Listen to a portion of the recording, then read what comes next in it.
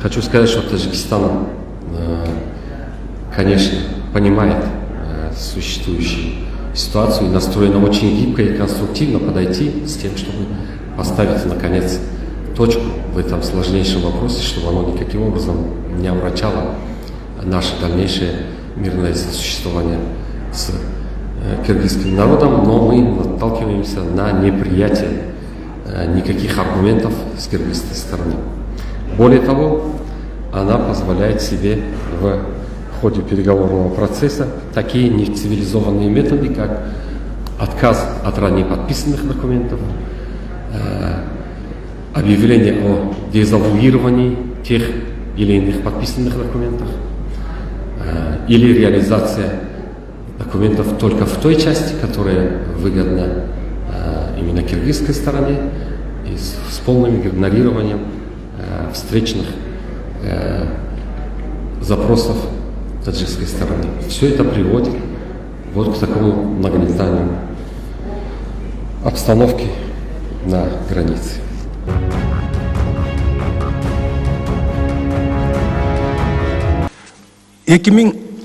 жылы 3 мартта Адахан Мадумаров Совет Безопасности болуп турган мезгилде кол коюп берип салган протокол бар экен, мынакей мондай. Ушул жерди алар биздики деп атат. Мен айтып атам, жок, силердики эмес. Бул жер 100 жылдан бери биз өтүп жүргөн жер Лейлеке. Десем, алар муну бетибизге такап атат. Мына Мадумаров секретарь Совет Безопасностьуна кол коюп берген деп атат. Ал мындай кол коюптур. Ошол 275 метр жер Тажикстандык экенин тааныйм дептир, ооба силердики деп бериптир дагы.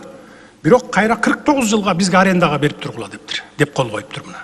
Ошо менен ушул протокол менен 49 жылга арендага алгансыңар силер деп атат.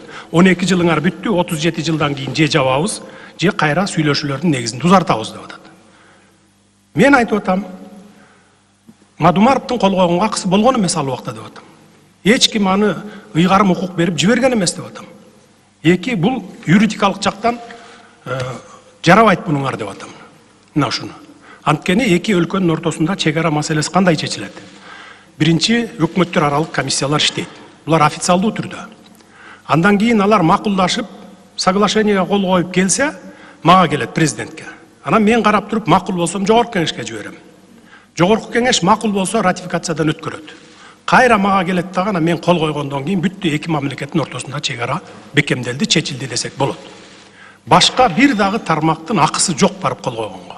Мен ошого таянып атам. Анын эч ким укук берген эмес. Бул протокол жараксыз деп атам. Бул жерде спор жок. Башка жерди чечели деп атам. Мына ушинтип талашып келатабыз.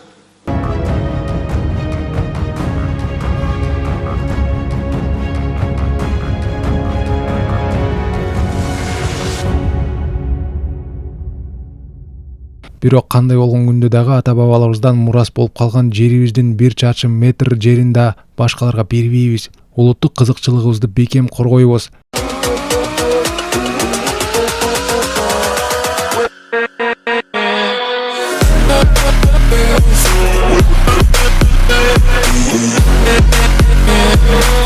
With